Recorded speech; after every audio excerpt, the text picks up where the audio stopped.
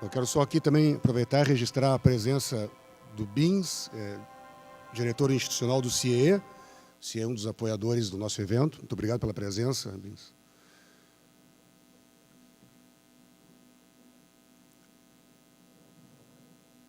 O presidente do CREA está presente? Não. Ah, por favor.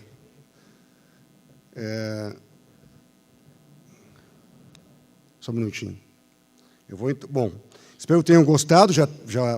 Muita gente já saiu, mas vocês viram que seria um filme que poderia ser bem mais transmitido, né? É uma aula, só que num filme, né? Então, nós precisamos aprender mais sobre esse tema e realmente tentar reverter algumas coisas que estão aí. Eu chamo, então, à mesa o Melvis Barros Júnior, presidente do CREA-RS. O CREA é nosso patrocinador.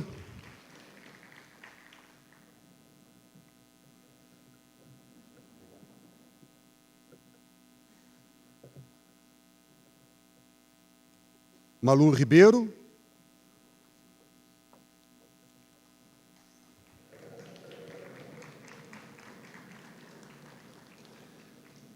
Gilmar Zampieri.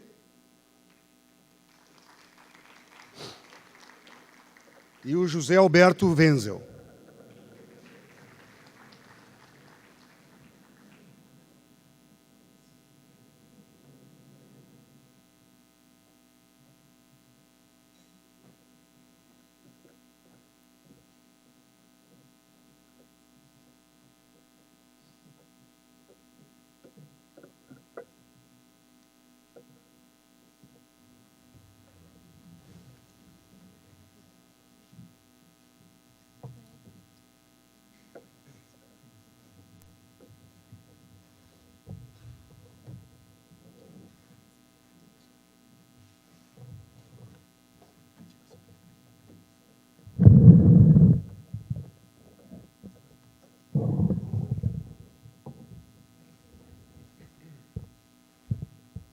Boa noite.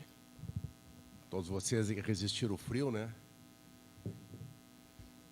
Nós vamos fazer um pequeno debate aqui sobre o documentário A Lei da Água, né?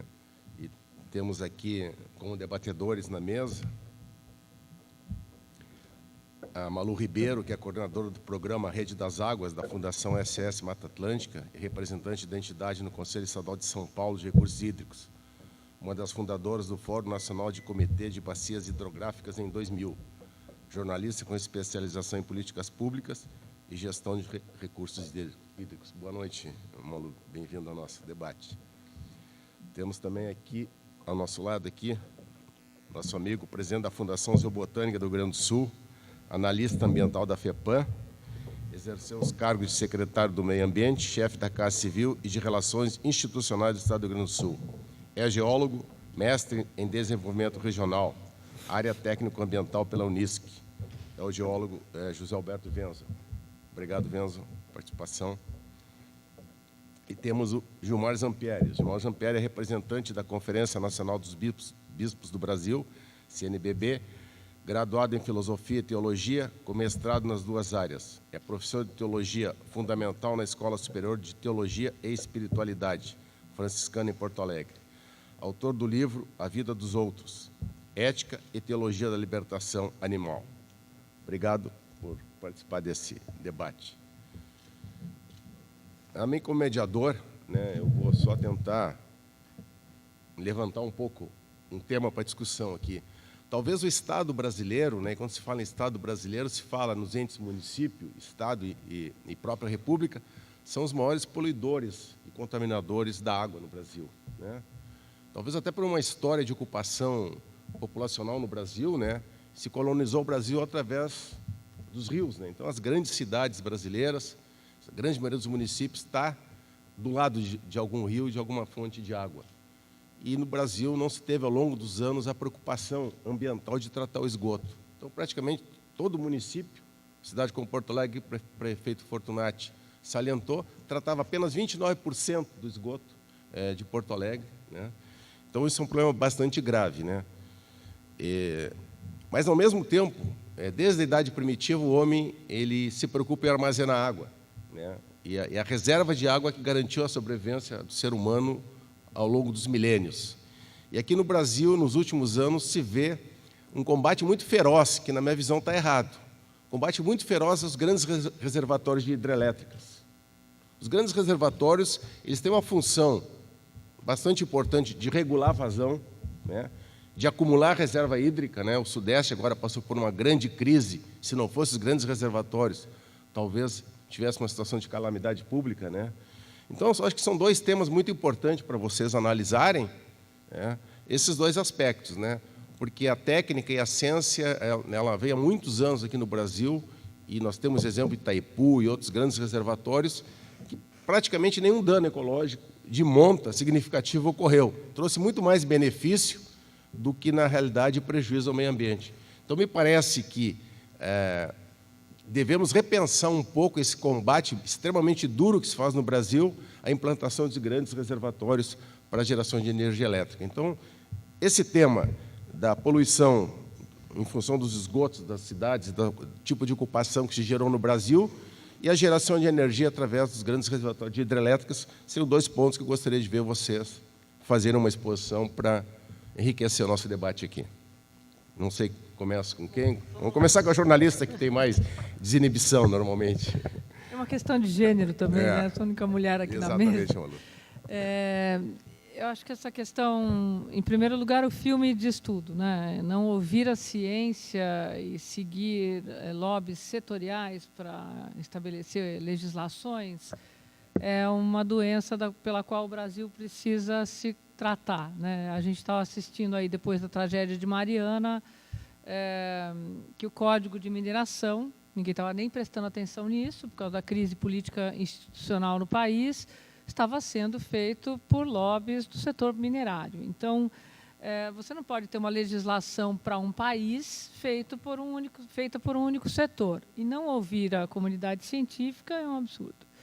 Em relação à questão do uso da água, o olhar da água dos grandes rios brasileiros só para um único usuário, no caso do setor elétrico, trouxe para o país grandes danos irreversíveis. Ao mesmo tempo que é extremamente positivo uma Itaipu binacional, hoje, Cultivando Água Boa, por exemplo, que é esse programa que passou no filme, premiado internacionalmente, reconhecido pela ONU como um grande programa.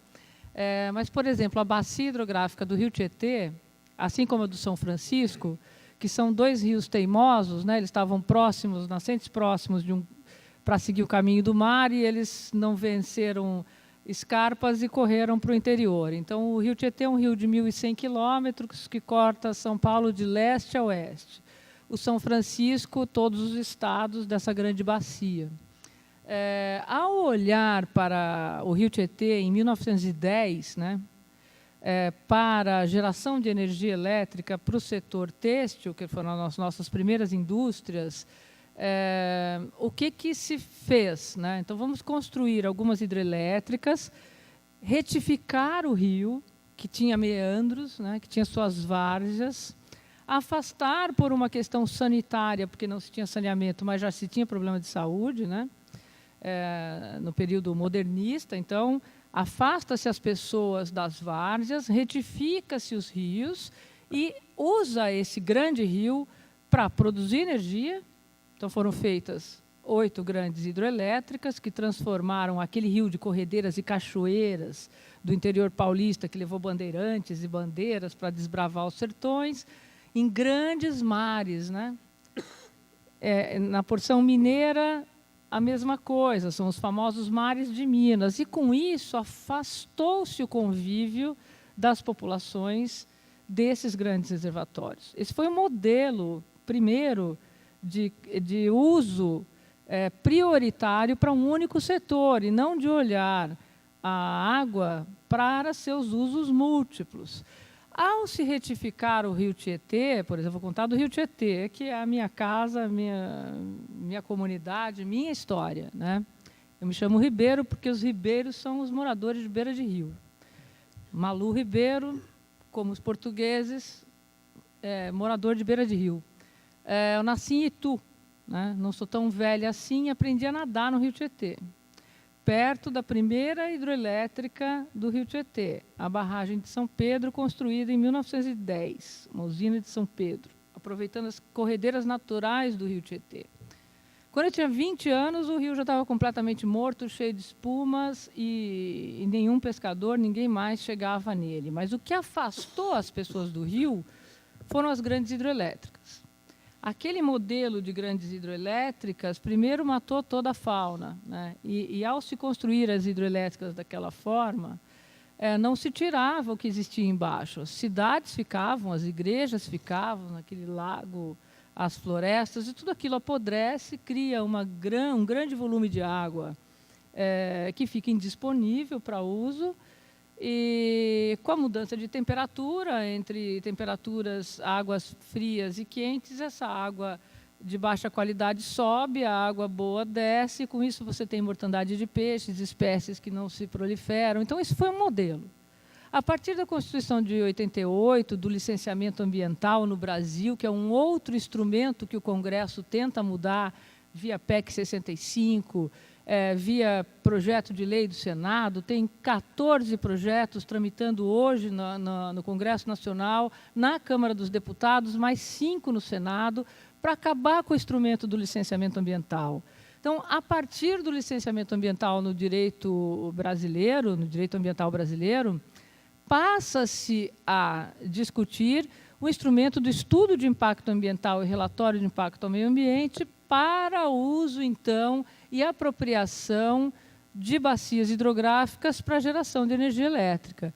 E aí você tem o conceito, então, de, ao invés de grandes reservatórios, mudando toda a dinâmica hídrica de uma bacia e a cultura daquelas populações ribeirinhas, né? Uma coisa é a gente falar de Itaipu, outra coisa é falar de Belo Monte, uma coisa é falar de Sobradinho, outra coisa é falar de Cachoeiras e Macucu. Então, tem lugares em que é inadmissível. Tem lugar em que aquele reservatório, hoje, de uso múltiplo, ele serve para abastecimento público, para dessedentação de animais, produção de alimentos, para chuvas, para regulação climática. Ele tem a função de uso múltiplo. Mas quando você cria um reservatório gigante, como, por exemplo, a represa Billings, né? O engenheiro Billings, quando fez a represa Billings, em São Paulo, o que ele fez? Ele aproveitou o volume de água do Rio Tietê, fez uma reversão da bacia do Rio Tietê, que ia para o interior do estado, para a Serra do Mar, e aproveitou, por queda natural, a hidrelétrica mais barata do mundo, que é a usina de Henry Borden. Ela cai de São Bernardo do Campo, do alto da Serra do Mar, em São Paulo, por gravidade gera energia em Cubatão. Com isso, joga mais água no rio Cubatão, impede que o mar adentre e deixe aquela água salobra, então essa água passou a ser aproveitada ali na região do polo petroquímico de Cubatão. Na década de 20 até a década de 40, isso foi positivo, foi uma obra extremamente revolucionária. Nos anos 70, isso virou um caos, porque ao se olhar para aquele reservatório só para gerar energia, ele era um reservatório imenso, maior que o sistema Cantareira, que todo mundo viu na região metropolitana, mas de água podre, da cor dessas cadeiras. Porque não se pensou no uso múltiplo daqueles reservatórios. Apenas a partir da Constituição de 88, aquelas águas passaram a ser olhadas, então, com a possibilidade de se tornar um manancial e de ter capacidade de uso múltiplo. Só que, para despoluir aquilo agora, que está ocupado de forma desordenada, que, enfim, teve todo esse histórico desse processo, nós vamos levar mais 40 anos e investir mais de 2,5 bilhões de dólares. Então, o uso hoje de um recurso natural, de um bem coletivo como a água ou as florestas, para um único setor, não é mais admissível. Eu acho que é isso que o Código Florestal chama a atenção.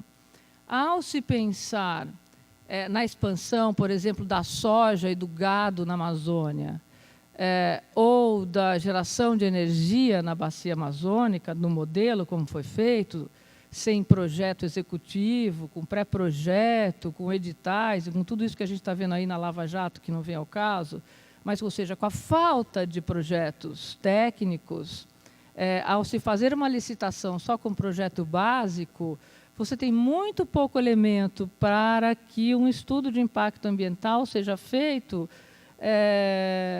só para legitimar aquele empreendimento. Então, o Brasil ainda não usa, por exemplo, um instrumento estratégico como a avaliação ambiental estratégica, ou avaliação ambiental integrada, e passa a atender questões pontuais para legitimar. Eu acho que não dá para nem só defender os grandes reservatórios, nem só para criticar. Tem lugares que é muito bom, é extremamente adequado, é uma tecnologia limpa, se for feita com todas essas medidas mitigadoras e com as compensatórias adequadas, viabilizando o uso múltiplo da água. Do contrário, não, é retrocesso.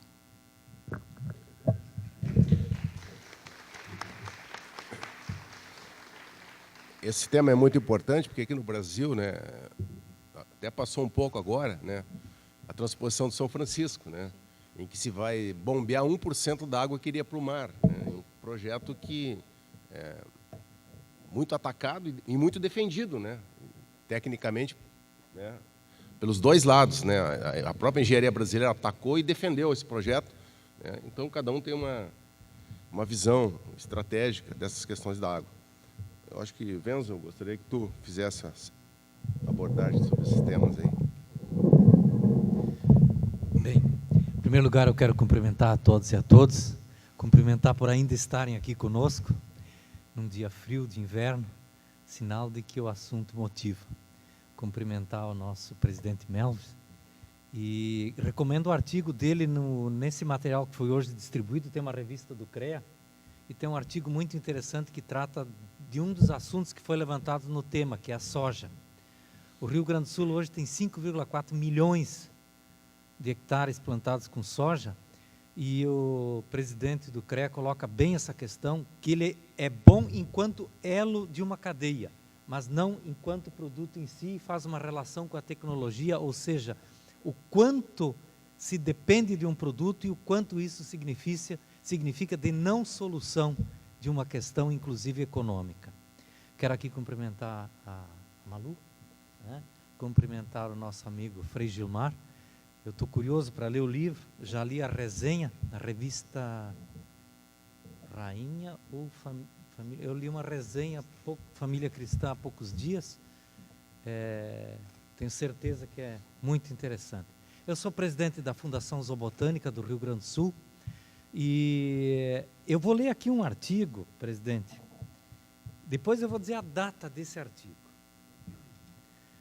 São florestas protetoras, todas aquelas que estando situadas nas altitudes, sobre encostas escarpadas, em pontos culminantes, arestas, cumes de montanhas, declives, ou que achando-se localizados na região das nascentes, em desfiladeiros e barrancos, à beira de rios e arroios, ou que suprindo, enfim, a insuficiência das matas de uma zona, servem de proteção contra as influências climatéricas, as assolações dos ventos, a quebra de pedras, os aluimentos dos terrenos ou depressões, as enxurradas ou inundações.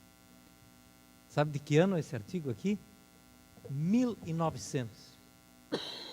Borges de Medeiros, aqui no Rio Grande do Sul, há 116 anos atrás, colocava esse artigo 168 na Lei 28, de 5 de outubro de 1899. 1900. E olha aqui o artigo depois, o 170, na mesma lei. Convindo evitar a devastação crescente das florestas protetoras, cuja exploração é regulada pelas disposições da parte terceira, daí vem o regulamento, enquanto não se fizer a delimitação da área florestada determinada no artigo anterior, recomendo, e será aos intendentes na época, seriam os prefeitos de hoje, que proibais o corte de madeira nas florestas marginais dos rios navegáveis e seus afluentes dentro de uma faixa de 7 braças. uma braça 2,20, seria 15,40 metros. Contadas do ponto médio das enchentes ordinárias para o interior. E aí vai. 1900. Quer dizer, há 116 anos atrás, se a gente pegasse esse filme de hoje aqui, ele poderia ter sido passado naquele ano. E isso fecha com o que foi dito hoje, Beto Meixo, durante todo o dia. Não falta conhecimento. Quer dizer, claro que falta conhecimento. Nós, na Fundação, sempre dizemos assim, hoje não tem fundamento nenhuma lei que não tenha sustentação científica. Não tem nada que se possa aceitar sem sustentação científica. Mas não é isso o essencial que está faltando. Nem faltam procedimentos, nem faltam opções. Foram palavras que foram muito usadas durante o dia de hoje. O que então está faltando?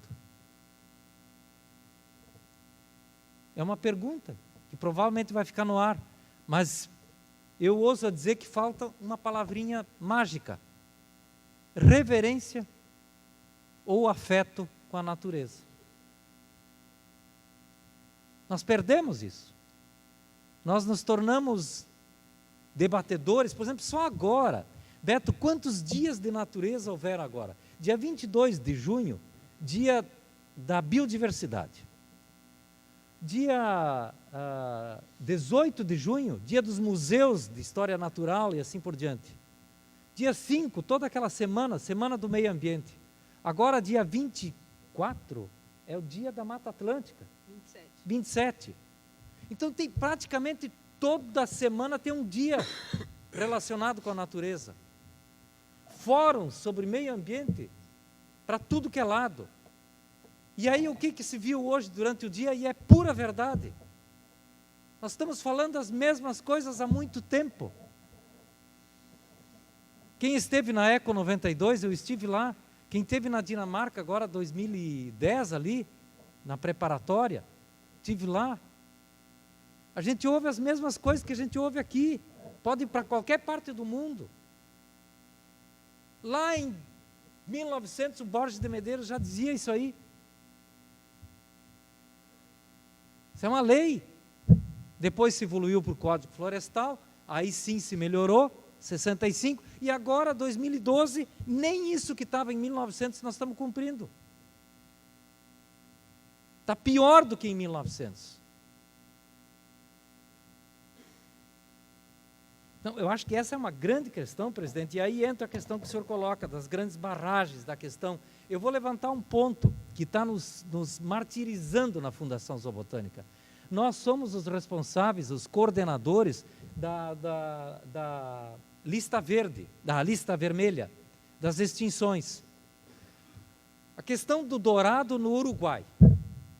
Por que foi colocada na lista os salminos brasileiros, o dourado, na bacia do rio Uruguai? Por causa das barragens. Não é que as barragens sejam mal, a forma com que é feita.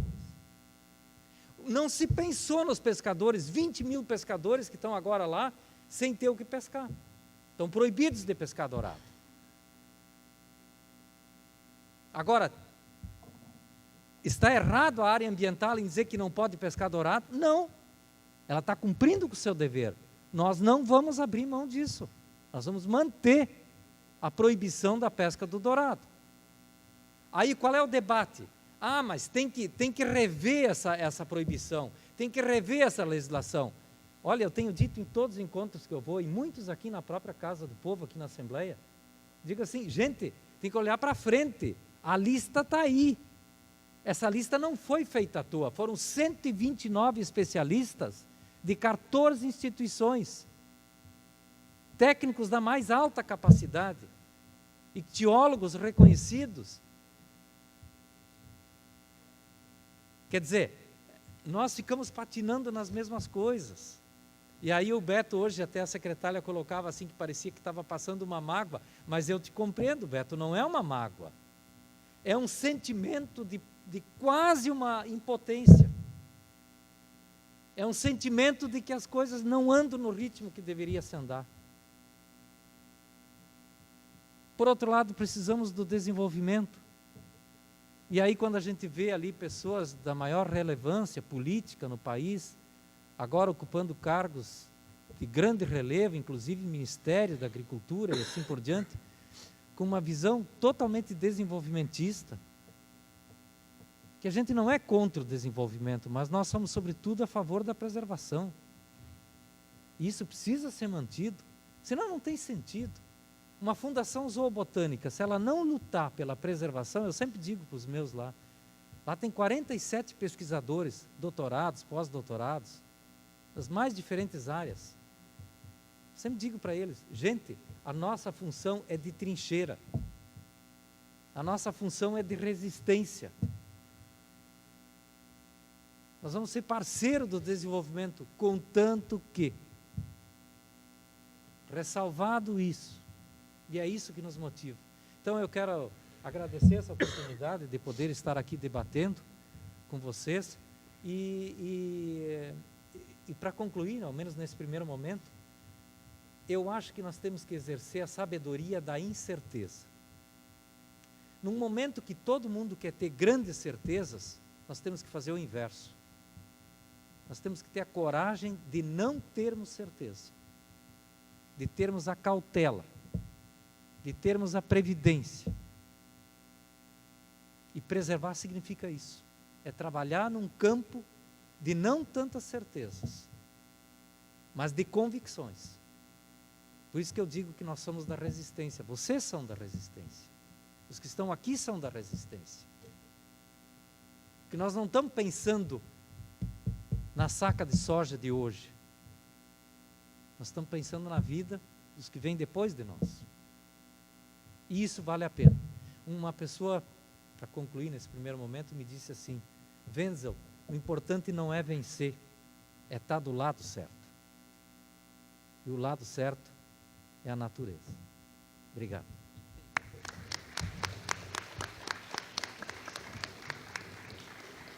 Obrigado, Wenzel. Vou passar a palavra para o... o senhor é Frei? Sou Frei.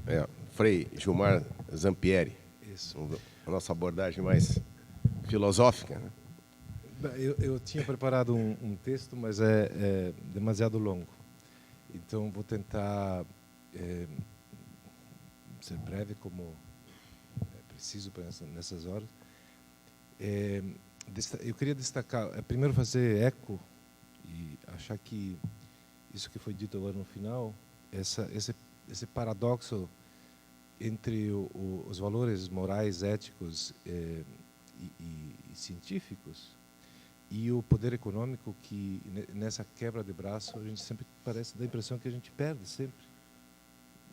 É um sentimento de fracasso.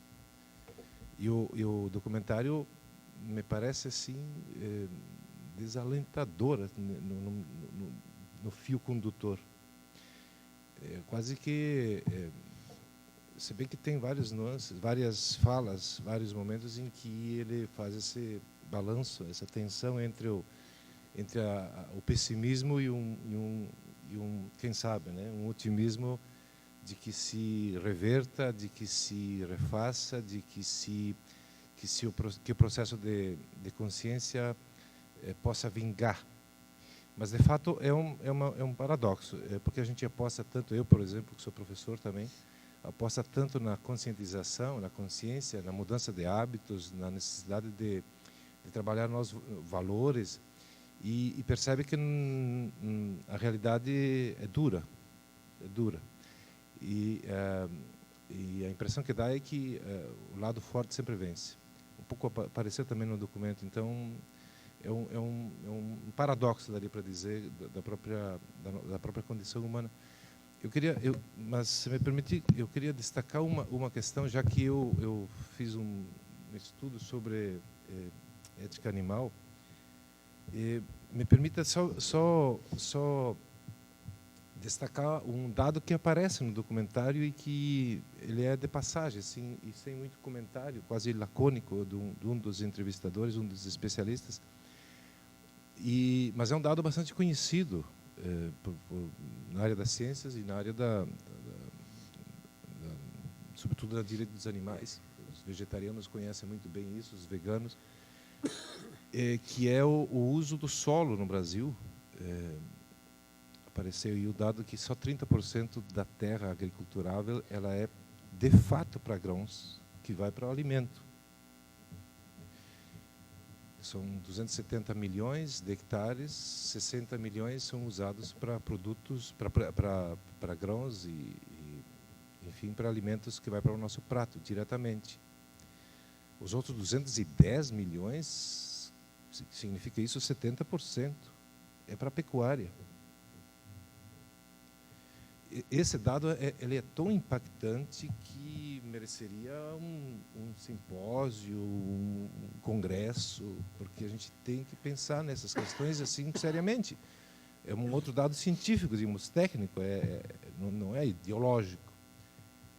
Isso significa, em termos de seguridade alimentar, se a gente abdicasse ou diminuísse o consumo da dieta animalizada, faria um bem enorme para os animais, em primeiro lugar. O estudo que se tem nessa área e nas políticas públicas brasileiras é quase zero, mas está avançando o debate, está avançando lentamente no Brasil, diga-se de passagem, mas é bastante consensual entre os estudiosos, novamente, né? Que é um erro a gente se basear numa na dieta animalizada, nas proteínas, sobretudo na dieta animalizada, por 3 razões. Primeiro, porque matamos 6 bilhões de animais todos os anos no Brasil, 70 bilhões por ano no mundo inteiro, 70 bilhões de animais. No Brasil há mais boi do que gente, vocês sabiam disso, né? Tem 210 milhões de cabeça de gado no Brasil. Isso é um impacto ambiental, do ponto de vista sistêmico, fantástico, porque se nós, no documentário aparece a ideia de que se aumentasse a tecnologia, se melhorasse a tecnologia, poderia-se colocar um boi a mais no mesmo terreno.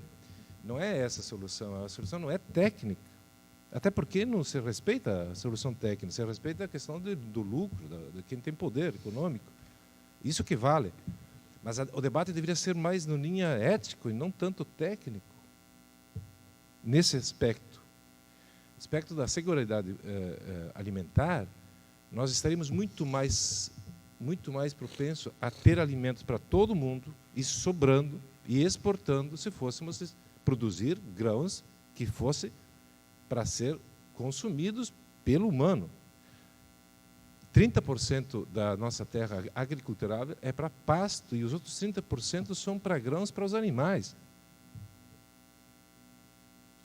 E depois a gente come os animais, mata os animais, todos eles bebês ainda, né? Uma galinha, um frango a 39 dias, um porco a 2 anos, 4 meses, desculpe, um boi há 2 anos, todos bebês, de uma forma aparentemente sustentável, porque a gente os cria, mata, recria ao infinito e não aparece aos nossos olhos, que é um problema muito grave. Isso a gente não vê. Esse dado tem que colocar também no debate, eu creio. O documentário diz isso muito rapidamente, mas se fosse pegar toda a questão vista desde esse ponto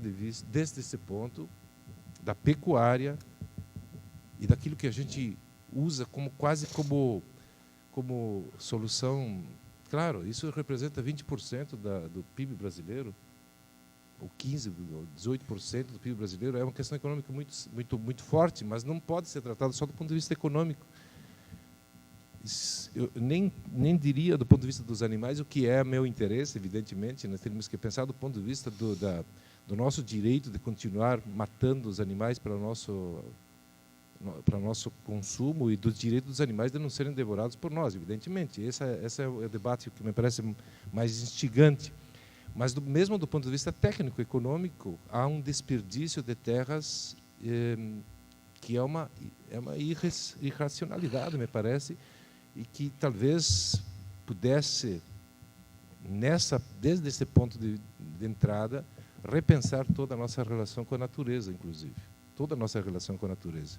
Porque a maioria do desmatamento, a grande causa do desmatamento no Brasil é a pecuária. É o soja, é a monocultura que é para exportação e para vender grãos para que os animais, para os animais do mundo inteiro, inclusive não é só no Brasil, não.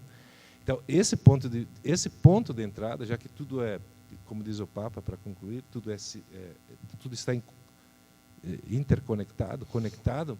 Se nós pegarmos todas as questões a partir desses dados, talvez o debate pudesse ser também tão instigante quanto todas essas questões que já foram colocadas.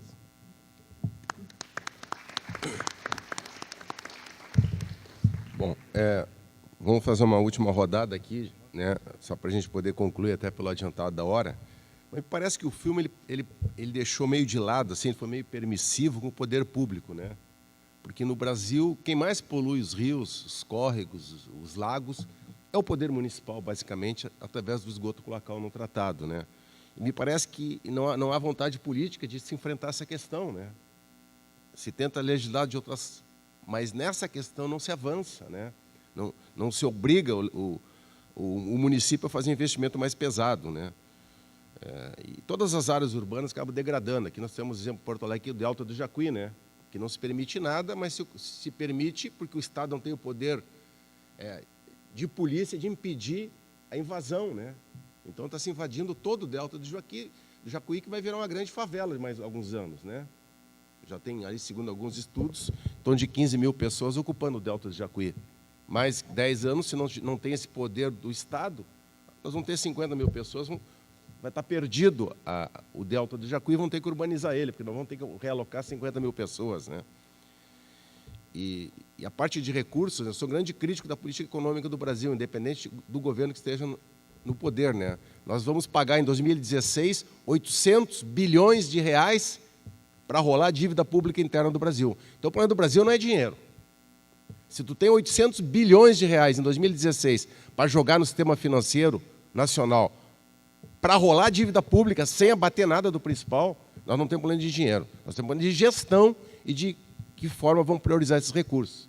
Então, nós não estamos priorizando para a infraestrutura, né? E aí a infraestrutura como um todo, a gente coloca essa questão do saneamento básico. Então, eu gostaria de que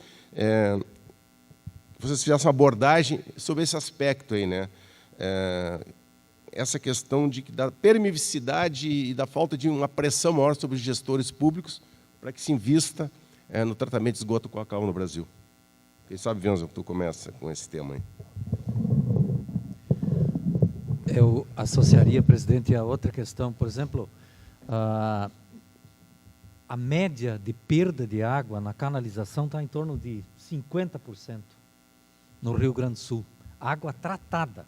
Depois que ela é captada na estação de captação, depois que ela é aduzida, que ela é levada até a estação de tratamento, aí ela vai para os reservatórios, dali há uma perda de até 50%, alguns lugares até mais, no Rio Grande do Sul, de perda de água tratada. Então, se a gente somar isso a toda essa questão de dejetos, de efluentes, de esgotamento, nós vamos ter um quadro bem sinistro aí pela frente, nessa questão.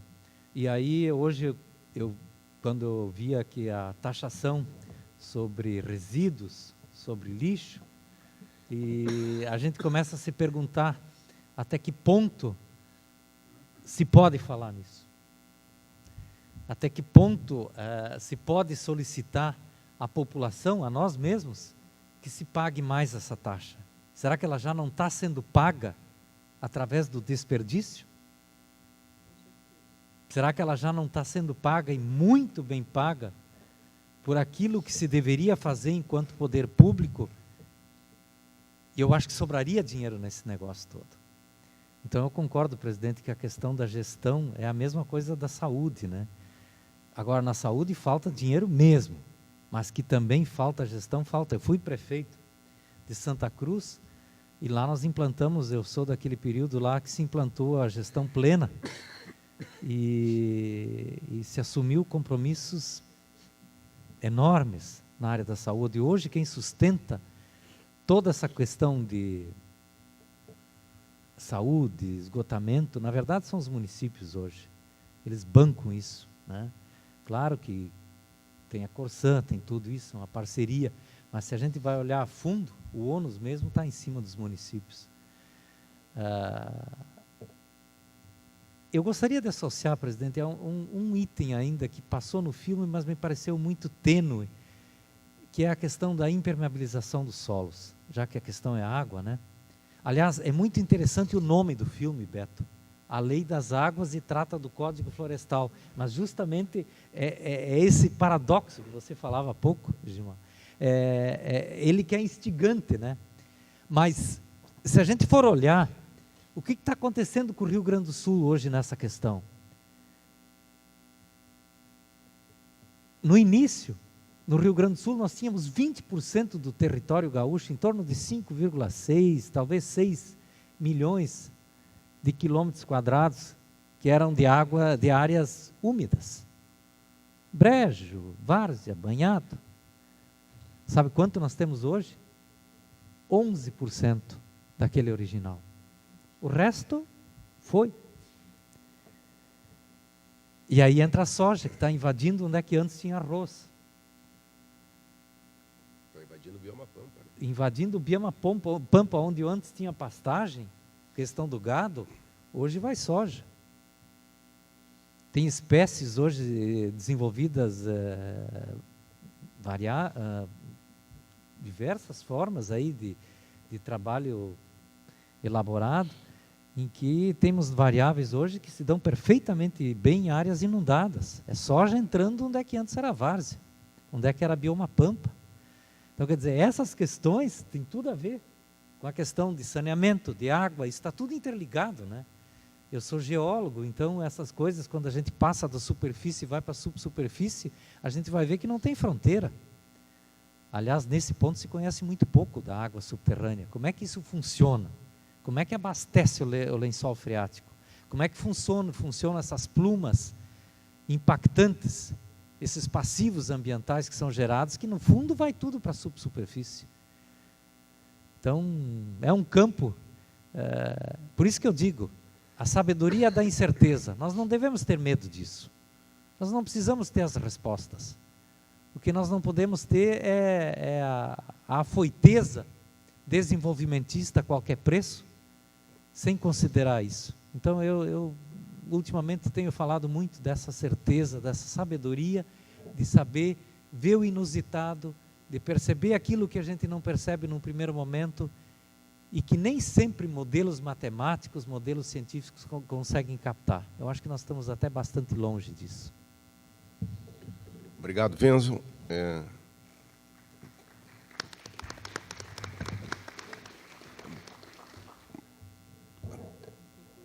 Vamos concluir agora com o Frei Gilmar Zampieri, né, Frei?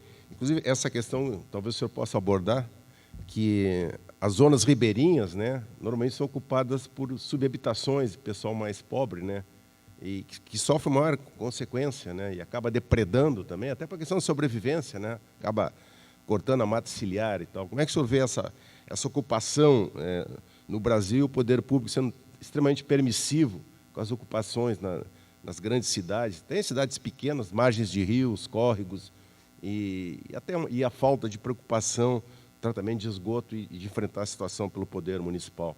Como é que o senhor vê essa questão de forma global? Os pobres têm que morar em algum lugar, né? A eles sobra sempre o espaço pior. Eu mesmo não sou pobre, mas moro numa região em que eu me identifico com, e perto do riacho do Dilúvio, mas numa afluente que vai para o Campo da Tuca e Morro da Cruz. Então, eu sei o que é isso da cultura do descarte, e nessa cultura que no fundo, eu acho que teria que sempre questionar a nossa civilização como tal. Porque pegar as coisas pequenas, pontuais, é fundamental, e do ponto de vista técnico tem que sempre trabalhar com o pontual, mas, bom, é a mania do meu ofício, né? a questão é de civilização mesmo. A pergunta que o senhor levantava antes, por que isso acontece? O Papa Francisco, no texto Laudato Si, que é um texto belíssimo também, que talvez mereceria debate em torno dele, onde ele inventa um termo, né, da ecologia integral. Nada está separado, tudo está interconectado, tudo está interligado. Quando ele fala da crise ecológica, ele diz não há propriamente só uma crise ecológica, é uma crise socioambiental. Eu até escrevi um texto crítico sobre o Laudato Si, dizendo que há mais que uma crise socioambiental, porque os animais não fazem uma parte do meio ambiente. E quando a gente diz uma crise socioambiental, os animais são ambiente? São meio ambiente? Não são meio ambiente. No conceito socioambiental não aparecem os animais. Os animais não fazem parte do meio ambiente, não são paisagem. Então, essa é uma crítica nesse aspecto, mas, de qualquer forma, ele diz socioambiental, e socioambiental é exatamente isso. Quando a natureza sofre, quando a crise de água, a crise de clima, a crise de poluições, os que mais sofrem são os pobres. Os que mais sofrem são aqueles que moram nas periferias, nos morros, nas encostas. O melhor seria não morar, sei lá, mas precisam morar em algum lugar e não há políticas públicas de habitação suficiente para evitar o que ocorre nas grandes cidades, né? Na nossa Porto Alegre também, inclusive, as encostas, os morros, nos próximos aos córregos. E a gente, bom, o Fortunati antes disse, né, com o dilúvio, o que está emergencialmente sendo feito, porque isso não é solução. A barragem ecológica que é colocada para evitar que entre no Rio Guaíba, é interessante, mas o problema permanece constantemente. Teria que reeducar toda a cidade, e sobretudo aqueles que moram perto dessas regiões. O Papa Francisco, no texto que eu falei, no último capítulo, ele fala de uma linha de ações onde ele diz que tem que educar, uma nova educação e uma nova espiritualidade, criando novos hábitos,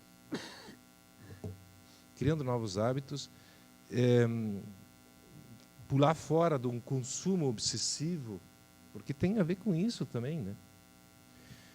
Só há exigência de produção e de agressão à natureza porque o consumo da nossa civilização é exacerbado. Nós somos consumistas.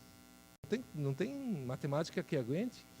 Se na ponta tem quem consome, tem quem produz, porque quem produz está interessado no lucro.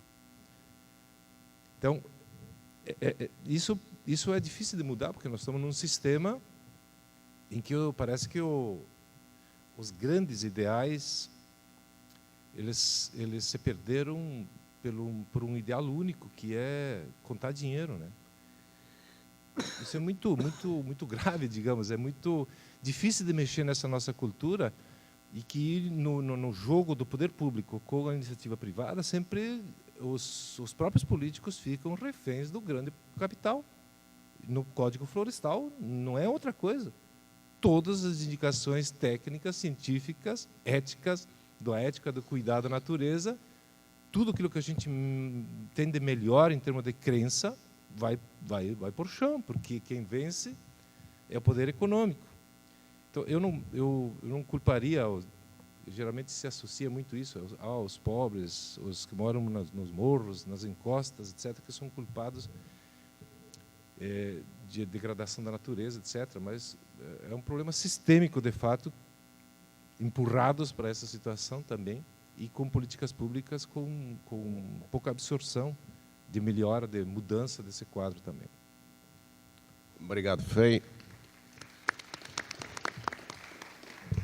Malu, para concluir nossa mesa. Bom, cada um desses temas daria uma conferência, né? E são muito instigantes. Agora, esse código florestal, no filme chamado de Código da Água, ele podia ser também chamado de um código fundiário do Brasil, Porque a questão de fundo que está aí nisso, de áreas que deveriam ser as mais valorizadas, que são as áreas de encostas e as áreas de mananciais, né, de beira de rio, que deveriam ser as mais valorizadas do território urbano, são aquelas destinadas à ocupação irregular, à pressão dos mais pobres, que foram expulsos e então foram ficando nesses lugares. A gente vai ter que ter uma mudança de valor aí, né? Uma mudança de paradigma.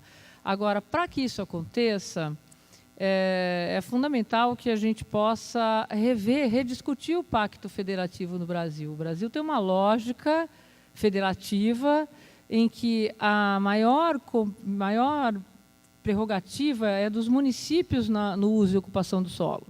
Então, o município ele é o responsável pelo uso e ocupação do solo, pelo ordenamento territorial, ele é também o responsável pelo saneamento, porém, ele não é o único responsável pelos biomas, ele não é responsável pela gestão da água, né? E aí começa um conflito. Então,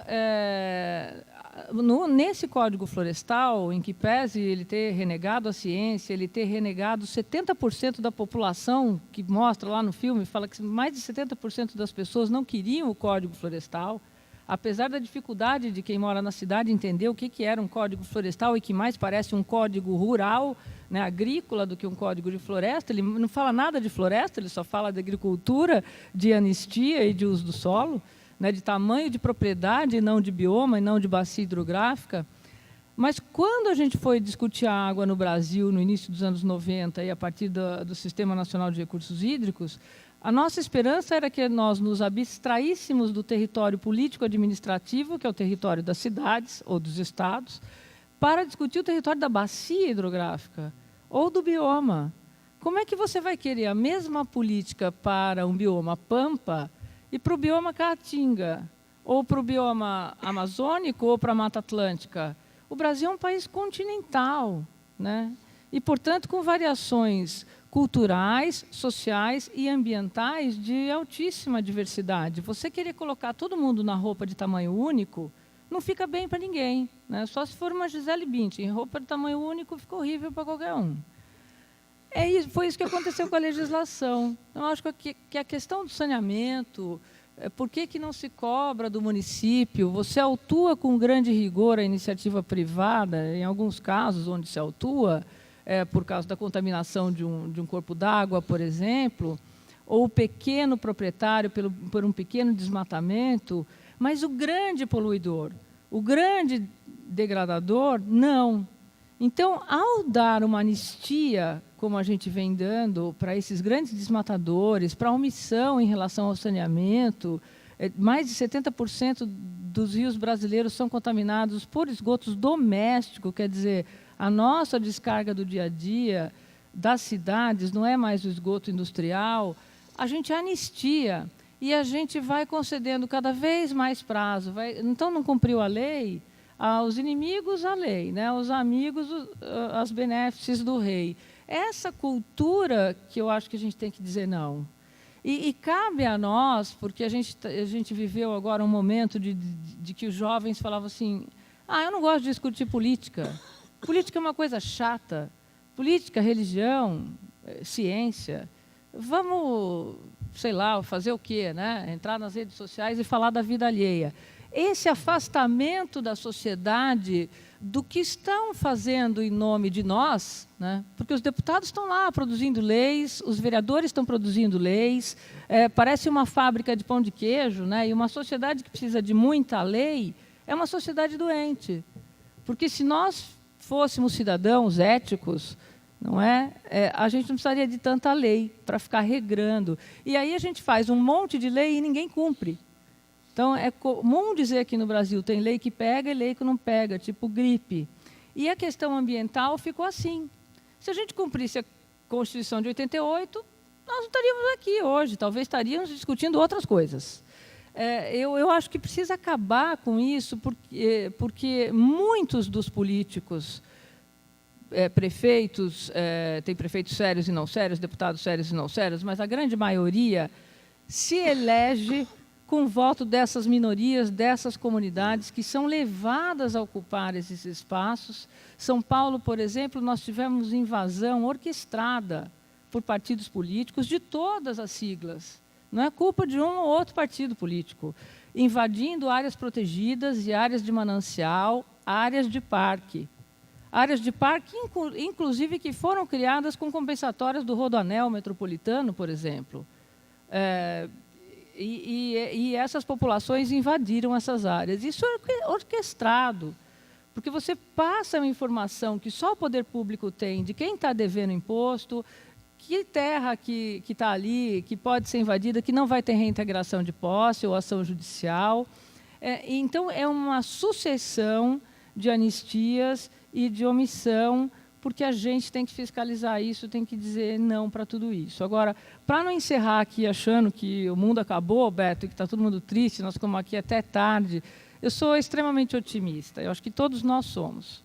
Se a gente não fosse, não estaríamos aqui, né? Eu acho que a gente viveu um momento, estamos vivendo um momento crítico do país, um momento muito difícil, mas nós temos conhecimento, temos condições de reverter esse quadro e recuperar ainda o que é possível de recuperar. Muito obrigada. Obrigado a nossos debatedores, e está encerrado, e bom retorno aí. Vamos enfrentar o frio para retornar às nossas casas, hein?